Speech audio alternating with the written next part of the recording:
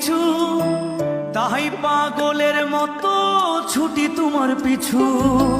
তোমার কাছে হয়তো বন্ধু আমি ভালো না, তাই তো তোমার মনের ভেলায় আমি ভাসি না।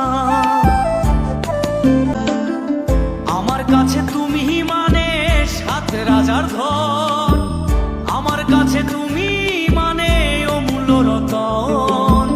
তোমার কাছে হয়তো বন্ধু আমি কিছু না, তাই তো তোমার স্বপ্নে বন্ধু আমি আসি না।